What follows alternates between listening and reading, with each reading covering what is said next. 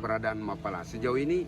Sebenarnya untuk menjadi anggota Mapala yang ketua pimpin ini dan pada umumnya apa yang harus disiapkan oleh calon anggota Mapala tersebut?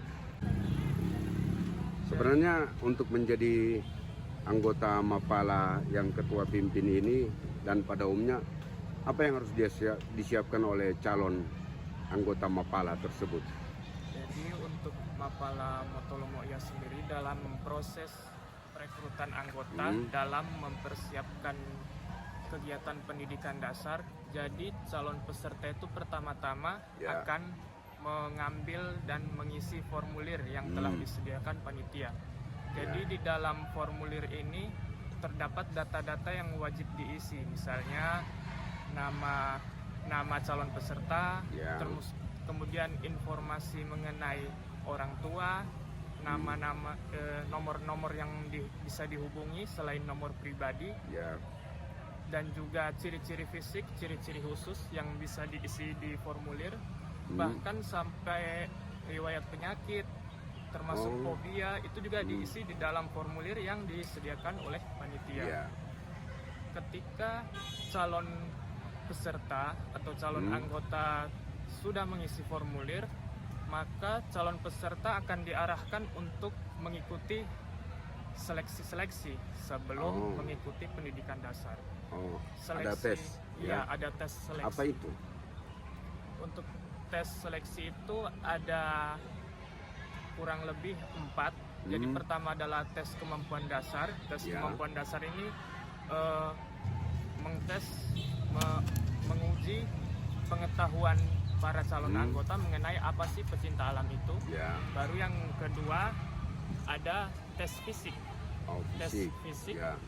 Tes fisik ini tujuannya adalah untuk menguji kemampuan para calon anggota sejauh mana kemampuan fisik para calon peserta. Jadi bentuk-bentuk tes fisik itu misalnya lari, push up, sit up, dan lain-lain. Ada juga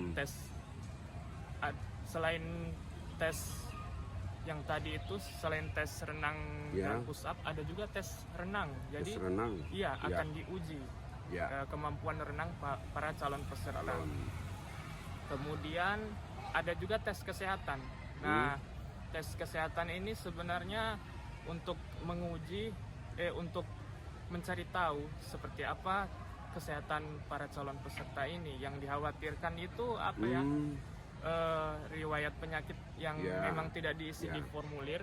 Jadi memang betul-betul kita harus tahu kesehatan para calon peserta ini sebenarnya siap atau tidak untuk. Nah, untuk tes kesehatan ini yang periksa dari Mapala atau dari kami bekerja sama dengan beberapa organisasi, organisasi kesehatan seperti tim medis, bisa dari puskesmas, dari klinik atau dari rumah sakit atau dari organisasi ini fakultas kedokteran juga. Berarti kalau calon peserta ini dia tidak lulus kesehatan, berarti tidak bisa dong dia ikut Diksar. Iya, dengan berat hati jika secara riwayat kesehatan ini bagaimana ya?